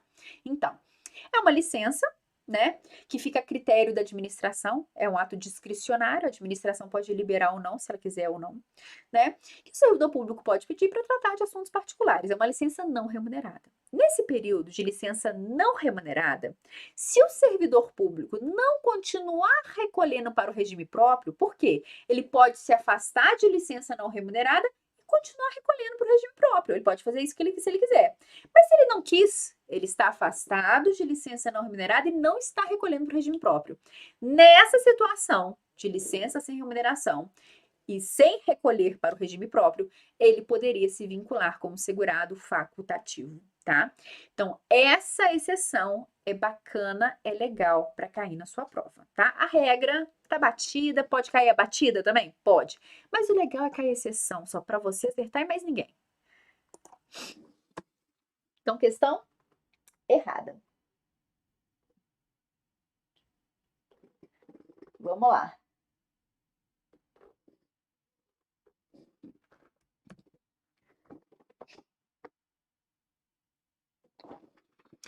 O ministro de confissão religiosa e o membro de instituto de vida consagrada de congregação de ordem religiosa são enquadrados como contribuinte individual. Correto, né, pessoal? O padre, o pastor, essa galera aí é considerada contribuinte individual. Em relação a esse tema, pessoal, de beneficiários do regime geral de previdência social, vocês podem sim fazer todas as questões que vocês encontrarem pela frente, tá? Por quê? Você vai memorizando isso aqui, quanto mais questão você fizer. Igual isso aqui, você vai falar, gente, tô em dúvida, o padre é empregado, o padre é contribuinte individual, o que o padre é da vida, o que o pastor é da vida? Contribuinte individual, tá? Então, simples, não tem muito comentários a fazer. O legislador optou para ser dessa forma, então, ministro de confissão religiosa ou membro de vida consagrada, tô falando do padre, tô falando do pastor, essa galera religiosa é contribuinte individual e ponto final, tá? Sem muitos comentários a fazer aqui. Questão correta. Os empregados de empresa pública federal, a tia aqui, lembra da tia empregada da Caixa Econômica, são beneficiários do regime próprio de previdência social dos servidores públicos da União, gente? Não. É empregado público, a tia de vocês, advogada da Caixa Econômica Federal, é empregada do regime geral de previdência social. Tanto que o povo, todo mundo me chamava de louca, né? Porque eu saí do serviço público federal, eu era servidora pública efetiva do regime próprio e fui para o regime geral, né? O pessoal fala, você é doida? Você vai largar o serviço público efetivo para ser empregada pública? Sim, a remuneração era bem melhor, então pronto, eu fui. Sou mercenária, entendeu? Eu trabalho, né? Porque só que eu gosto, não trabalho para ganhar dinheiro. Tá? Pronto, contei. Eu amo. Dar aula eu amo, tá, gente? Dar aula eu amo. Mas aquele trabalho maçante, dia a dia ali, gosto com moderação. Que eu gosto mesmo de dar aula, que a gente vem aqui bater um papinho, descontrai, fala de seriados, entendeu? É assim, isso que eu gosto. Mas enfim, né? Fui porque era melhor e tal. Mas a pior parte de ser empregado público, gente, é ser filiado ao regime geral de previdência social, INSS. Que INSS faz tudo errado. Por favor, futuros servidores, façam as coisas certas, tá? Dei entrada em auxílio-doença quando eu tava grávida, que tinha uns probleminhas na gravidez. Veio tudo errado, auxílio-doença. Salário maternidade, tudo errado. Tudo errado, gente. Meu Deus do céu. Comecem a fazer as coisas certas, pelo amor de Deus. A parte ruim de ser empregada pública é ser do regime geral de previdência social. Então agora vocês nunca mais vão esquecer, porque eu te conto uma fofoca da minha vida e você nunca mais esquece, tá ok? Então é empregado público, não é do regime próprio, não. É do regime geral de previdência social, tá ok? Então vamos lá. Não é segurado empregado da Previdência Social. Então, qual a opção aqui? Não é empregado. Gente, para tudo. Olha nos meus olhos aqui rapidinho. Essa questão 16 é aquela que você vai memorizar. Por quê? É uma questão que em toda a aula de segurados da Previdência Social eu comento com os meus alunos. Então, se você não é meu aluno, vire meu aluno. Por quê? Regra geral, falou da pessoa que foi trabalhar no exterior, é empregado. Ah, fulano foi trabalhar no exterior para a União, empregado. Fulano foi contratado por uma empresa para trabalhar no exterior, empregado. Só tem uma única exceção em que o indivíduo vai ser contribuinte individual. Então, o que vocês vão fazer? Vocês vão memorizar essa única situação em que o indivíduo é contribuinte individual. Então, o indivíduo contratado por organismo internacional do qual o Brasil seja membro efetivo para trabalhar no exterior. Então, indivíduo contratado por organismo internacional do qual o Brasil seja membro efetivo. Nesse caso, ele vai ser contribuinte individual. Então, anotem no caderno de vocês, letras garrafais, tá? Indivíduo contratado por organismo internacional do qual o Brasil seja membro efetivo para trabalhar no exterior é contribuinte individual. Fora isso, todas as outras historinhas que a questão vier te contando de fulano ciclano que foi para o exterior, ele vai ser empregado, tá ok? Ah, fulano foi contratado pela União para trabalhar em organismo internacional. Empregado. Quem contratou foi a União, não foi o organismo internacional. Agora, se ele foi trabalhar no organismo internacional do qual o Brasil seja membro efetivo, ele é contribuinte individual. Memorizem isso, tá ok? Então, é isso que trata a questão. Olha só. Brasileiro que trabalha para a União no exterior, em organismo oficial internacional, do qual o Brasil é membro efetivo, domiciliado e contratado fora do Brasil e não segurado da Previdência Social do país em que esteja trabalhando. Pessoal, ele vai ser considerado empregado. B. Brasileiro domiciliado no Brasil, mas ajustado para trabalhar em sucursal de grande empresa de mineração brasileira no exterior. Empregado. Brasileiro domiciliado e ajustado no Brasil para trabalhar em empresa de importadoras de equipamentos de informática em sede no exterior, mas cuja maioria do capital votante pertence à empresa brasileira de capital nacional. Empregado. Brasileiro que trabalha na Bélgica em organismo oficial internacional do qual o Brasil seja membro efetivo, contratado e domiciliado naquele país e que não esteja vinculado ao regime de previdência social belga. Pessoal, esse é o caso de contribuinte individual. Então, marquem aí agora, tá? Letra D. O indivíduo não é empregado, ele é contribuinte individual, tá? E letra E, brasileiro que preste serviço no Brasil, a missão diplomática belga, tenha residência permanente no país e que não esteja amparado pela legislação previdenciária belga. Nesse caso, ele é empregado. Então, assim, é uma questãozinha que você olha assim, nossa, difícil memorizar isso tudo, mas se você souber essa dica de sucesso, você faz a questão bem, tá ok? Letra D, o gabarito. No item subsequente, é apresentada uma situação acerca de direito previdenciário seguida de uma assertiva a ser julgada. Mariana exerce cargo exclusivamente em comissão, em determinado órgão da União, ou seja, ela é um particular que exerce cargo em comissão. Nessa situação, Mariana poderá filiar-se ao regime próprio de previdência social dos servidores públicos dessa entidade da federação. Pessoal, se ela ocupa exclusivamente um cargo em comissão, se ela não é servidora pública estatutária efetiva, ela vai ser considerada empregada do regime geral de previdência social. Então, gabarito errado. No item subsequente, é apresentada uma situação hipotética acerca de direito previdenciário seguida de uma assertiva a ser julgada. Henri, de nacionalidade francesa, presta serviço no Brasil à Embaixada da França. Em virtude da natureza de sua atividade, Henri fixou residência em Brasília.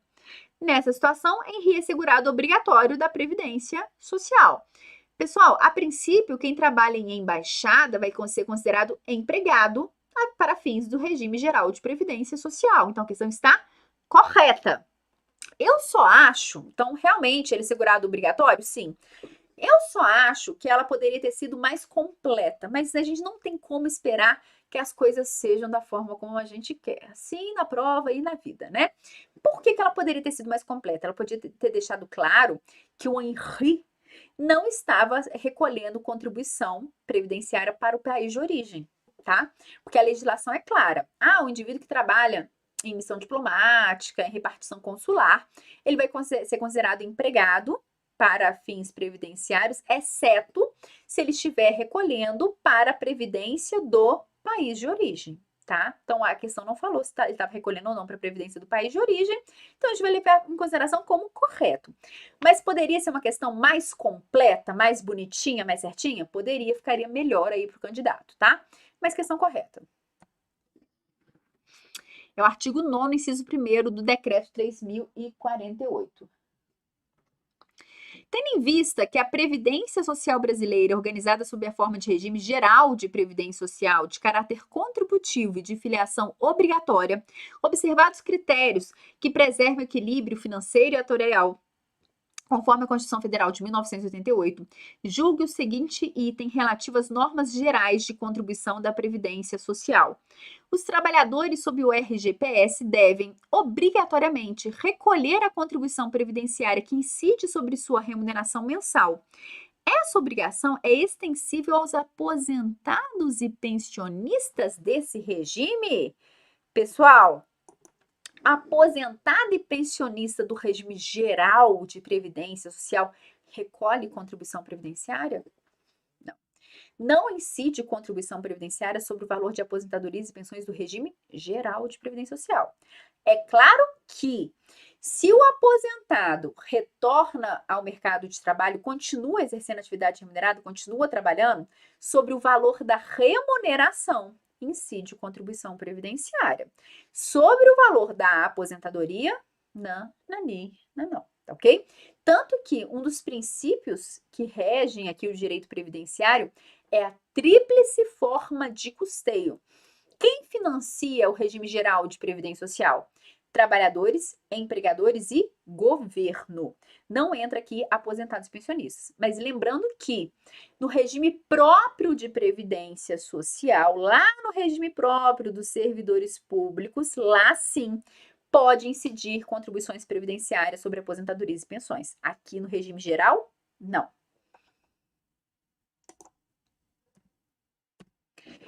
Tendo em vista que a Previdência Social brasileira é organizada sob a forma de Regime Geral de Previdência Social, RGPS, de caráter contributivo e de filiação obrigatória, observados critérios que preservem o equilíbrio financeiro e atuarial, conforme, já li isso, não, é outra questão, conforme a Constituição Federal de 1988, julgue o item relativo às normas gerais de contribuição da Previdência Social.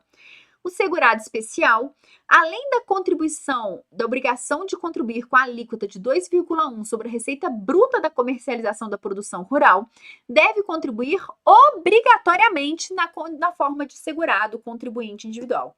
Questão erradíssima, pessoal. Primeiro, segurado especial, que é aquele indivíduo que só recolhe se houver comercialização, o percentual já não é 2,1, ele foi alterado, tá? Atualmente, é 1,2 de contribuição previdenciária mais 0,1 de SAT, que vai incidir sobre o valor da receita bruta da comercialização. Então, daria um total de 1,3 de contribuição previdenciária sobre o total da receita bruta da comercialização.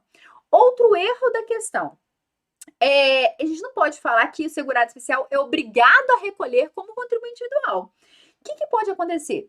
O segurado especial, como o valor dos benefícios previdenciários dele todos vão ser de um salário mínimo, ele pode facultativamente recolher como contribuinte individual. Então, se ele quiser, ele vai recolher como contribuinte individual. Entendeu? Então, não é obrigatório, é facultativo. Então, tem dois erros na questão. Um é o percentual do recolhimento, que na época estava certo, hoje já não está mais, porque o percentual do recolhimento segurado especial, quando houver comercialização, é 1,2 mais 0,1 de SAT, que dá 1,3%. E outro detalhe é que o segurado especial pode facultativamente recolher como contribuinte individual, se ele quiser uma aposentadoria um pouquinho maior, benefícios maiores, tá ok?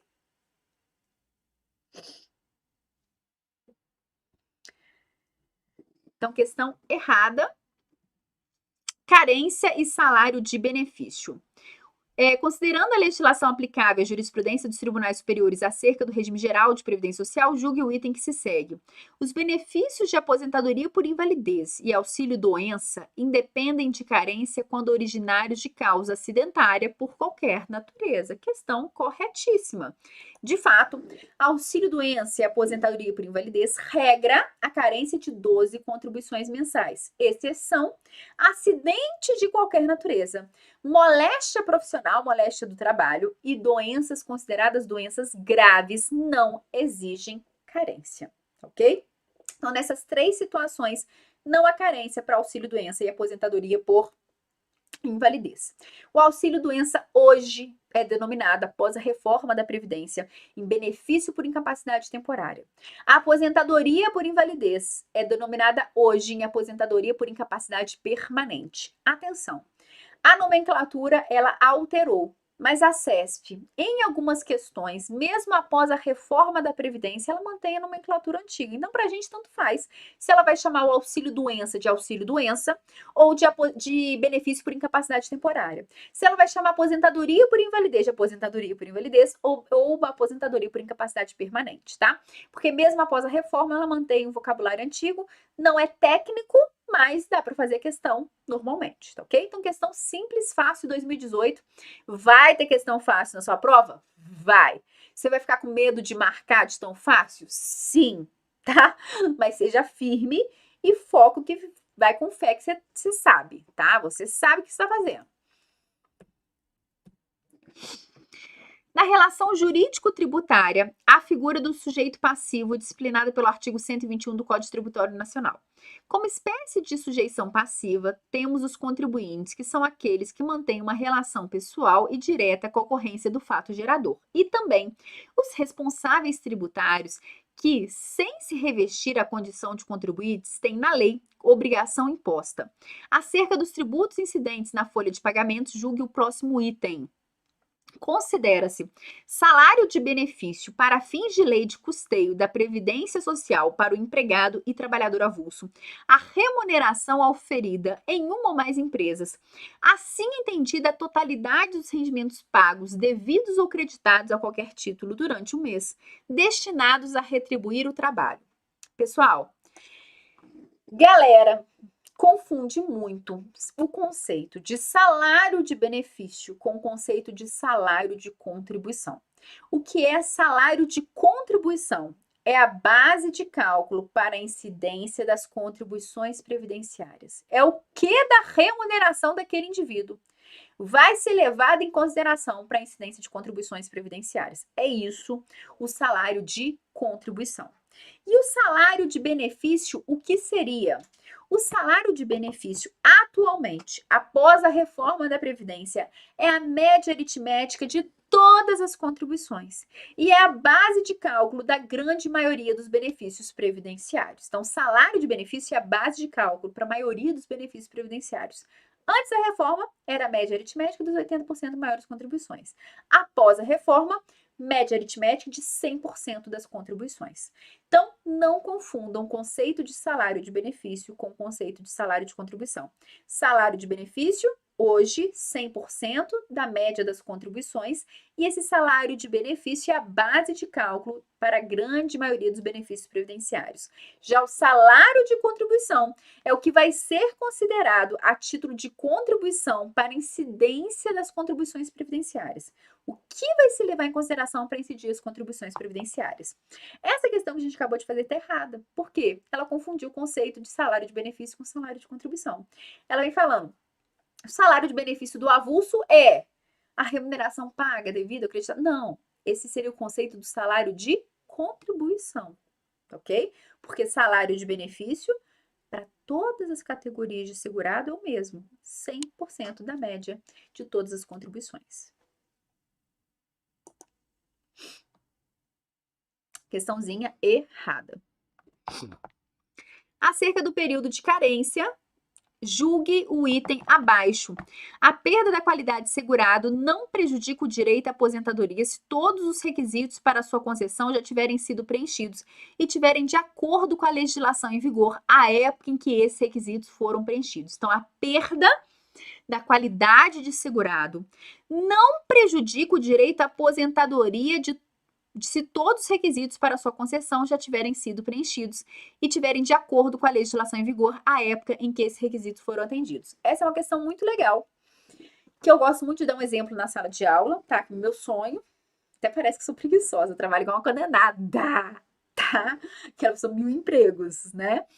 Mas o que acontece? É o exemplo que eu gosto muito de dar em aula, que é o seguinte: era uma vez um indivíduo que trabalhou dos 20 aos 35 anos, só. 15 aninhos. Isso antes da reforma da Previdência, tá? Antes de 2019.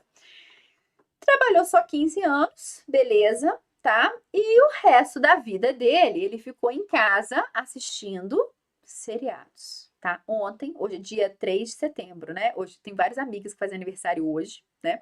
Hoje, dia 3 de setembro. Ontem, dia 2 de setembro, estreou o seriado do Senhor dos Anéis. Eu não sei o nome, eu sei que é do Senhor dos Anéis. Eu quero muito assistir. Meu marido é muito viciado em Senhor dos Anéis. Meu casamento só teve músicas nerds. Ele entrou com a música do Senhor dos Anéis. Sabe aquela música assim dos Hobbits? Ele entrou com essa música no casamento. Ele gosta muito. Então hoje eu vou ter que assistir esse seriado, tá? Mas no momento, o seriado do momento é Casa do Dragão. Tá ok, gente? Gosto muito. Enfim, então esse moço trabalhou dos 20 aos 35. Ficou o resto da vida dele assistindo seriados, comendo pipoca com queijo na cama. Tudo que eu sempre quis. E chegou nos 65 anos, ele foi lá pleitear a aposentadoria dele por idade, isso antes da reforma. Ele poderia se aposentar por idade? Ele só trabalhou dos 20 aos 25. Nunca mais trabalhou na vida. Com 65 ele poderia se aposentar? Sim. Por quê? Requisitos da aposentadoria por idade antes da reforma: idade, 65 anos, e carência, 180 contribuições mensais, que daria 15 anos. Ele cumpriu. Ah, mas ele perdeu qualidade de segurado, certo? Dos 35 aos 65, ele nunca mais trabalhou. Ele perdeu qualidade de segurado. Sim, beleza. Por quê? Para ter direito à aposentadoria por idade, aposentadoria por tempo de contribuição e aposentadoria especial, ainda que o indivíduo tenha perdido a qualidade de segurado, ele vai ter direito ao benefício previdenciário desde que cumpridos os requisitos mínimos. Então, essas categorias de aposentadoria, não é necessário que o indivíduo esteja na qualidade de segurado para pleitear o benefício previdenciário. Isso é muito interessante, né? Ele não precisa estar na categoria de segurado. Ele pode ter perdido a categoria de segurado, mas cumpriu os requisitos, ele vai ter direito ao benefício. O que não ocorre com os outros benefícios previdenciários, como auxílio-doença, salário-maternidade. Esses outros benefícios que exigem uma carência, é necessário que o indivíduo, ele tenha, se ele perdeu a qualidade de segurado em algum momento, é necessário que ele consiga recolher, no mínimo, metade da carência do benefício para conseguir resgatar período de contribuição anteriormente à perda da qualidade de segurado, tá? Então, em relação a esses outros benefícios, que não seja aposentadoria por idade, aposentadoria por tempo de contribuição e aposentadoria especial, para aqueles indivíduos que perderam a qualidade de segurado, que ficaram muito tempo sem trabalhar, muito tempo sem recolher, para que eles tenham direito ao benefício, eles têm que cumprir metade da carência do benefício para resgatar o período de contribuição anteriormente à perda da qualidade de segurado, tá? Assistam minha aula de manutenção da qualidade de segurado de carência, que eu dou 1000 exemplos sobre isso, tá ok? Então, essa questãozinha, ela está correta, tá, pessoal? Corretíssimo, artigo 102 da Lei 8.213. Então, vamos lá.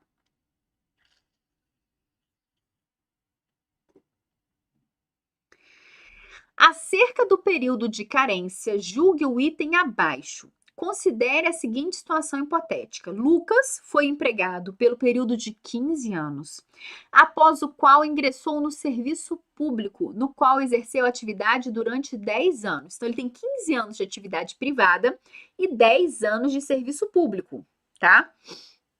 Com o intuito de se aposentar, requereu o pagamento das contribuições devidas como contribuinte individual durante o período pretérito, para fins de carência.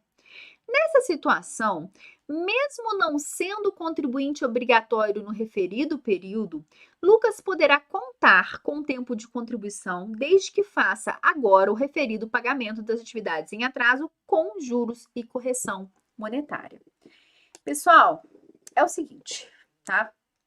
É possível que um contribuinte individual que trabalhou durante determinados anos sem recolher, ele vai lá e indenize a Previdência Social para ter direito à contagem daquele tempo como tempo de contribuição? Sim, é possível, o que é muito comum, né? Às vezes a pessoa, contribuinte individual, gente, não gosta de pagar, não gosta de recolher contribuição previdenciária. É diferente de um empregado que já vem com contra-cheque com desconto da contribuição. O contribuinte individual não gosta de tirar dinheiro do bolso para recolher. É essa a verdade da vida. Então é muito comum uma pessoa deixar de recolher durante um período e chegar lá no final, opa, quero aposentar. Eu posso indenizar a previdência desse período que eu não recolhi? Sim, é super possível fazer isso, fazer essa indenização. Só que para isso, esse indivíduo ele tem que comprovar que ele exerceu a atividade como contribuinte individual. Então, um dentista ele tem que comprovar os períodos de atividade. Um advogado ele tem que comprovar esse período de atividade para poder recolher como contribuinte individual. Agora, qual que é o erro da questão? Olha só.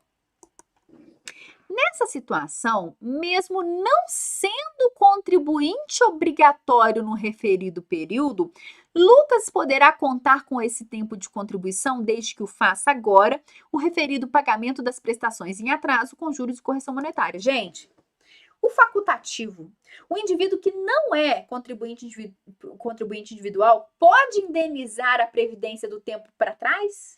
Não tem como. Por quê? Antes de se inscrever como facultativo, né? No momento que ele era facultativo, ele não exerceu atividade remunerada. Ele não tem como indenizar a previdência do período dele de facultativo. Essa prerrogativa de indenizar a previdência social de um período pretérito só vai ocorrer em relação ao contribuinte individual e ele tem que provar que ele exerceu atividade remunerada. Ele tem que provar que ele era filiado, embora não estivesse inscrito. Então, isso não é possível ser feito em relação ao facultativo, tá ok? Então, a questão está errada, porque o Lucas, ele estava querendo indenizar a previdência, contar um tempo de contribuição que não existiu. Porque ele não pode recolher um período em que ele não era, em que ele era segurado facultativo, né? Em que ele não era um segurado obrigatório. Isso não tem como, tá ok? Então, a questão está errada. Questão errada. A respeito do regime geral de previdência social e do custeio da Seguridade Social, julgue o item que se segue, considerando a jurisprudência dos tribunais superiores. O segurado especial terá direito à aposentadoria por idade com requisito diferenciado, desde que comprove o exercício de atividade rural por tempo igual ao número de meses exigidos para a carência do benefício. Então, o segurado especial terá direito à aposentadoria por idade com requisito diferenciado, correto? Ele vai ter uma redução de 5 anos na idade para se aposentar, desde que comprove o exercício da atividade rural por tempo igual ao número de meses exigidos para a carência do benefício. Questão corretíssima, pessoal. O que acontece? Em relação ao segurado especial, que é um trabalhador rural, a reforma da Previdência não alterou a aposentadoria por idade dos trabalhadores rurais. O homem rural se aposenta com 60 anos de idade. A mulher rural se aposenta com 55 anos de idade, cumprida a carência de 180 contribuições mensais. Como o segurado especial não necessariamente vai efetuar recolhimentos mensais, ele tem que comprovar 180 meses de atividade rural. Então, questão corretíssima em relação ao segurado especial. Então, pessoal, finalizamos aqui. Foi bom estar com vocês, brincar com vocês. Porque, gente, sábado à tarde, mais de 500 alunos aí, que alegria. Podem rir da minha cara, mas na época da Xuxa, sabe quais eram os desenhos? Era Thundercats, tá? Era Comandos em Ação, era She-Ra, era He-Man. Hoje em dia, o que a gente tem, gente? Hoje em dia a gente tem Peppa Pig. Eu tentei ver com a minha filha, não agradei, nem deixa ela ver, não gostei daquilo não. Achei chato, entendeu? Hoje em dia é isso aí que a gente tá tendo, entendeu? Não, o negócio é Comandos em Ação, Thundercats, entendeu? Isso que era legal, Capitão Planeta, vocês lembram disso? Isso que era bom, era isso que era bom na vida. Enfim, tá? Estou falando isso porque eu cantei a música da Xuxa, porque foi bom estar com vocês aqui nesse sábado à tarde de questões da CESP. Concurso da INSS está chegando, a gente não tem como mais a gente fugir, tá aí. Fiquem de olho na nossa programação do Direção Concursos, vai ter muita novidade para você que seguir aqui comigo.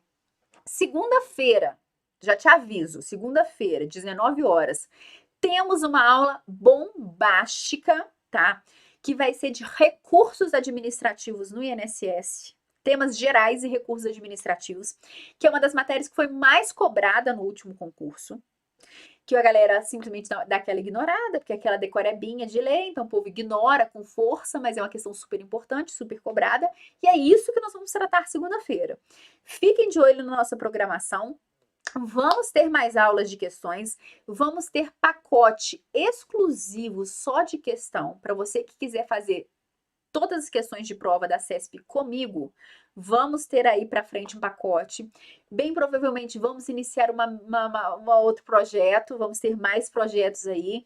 Então, segunda-feira eu faço um convite. Vem assistir minha aula, tá? 19 horas, porque o tema é bomba, importantíssimo para sua prova. Tivemos alterações em 2020. E fiquem atentos aí às novidades. Então, foi um prazer estar aqui com vocês.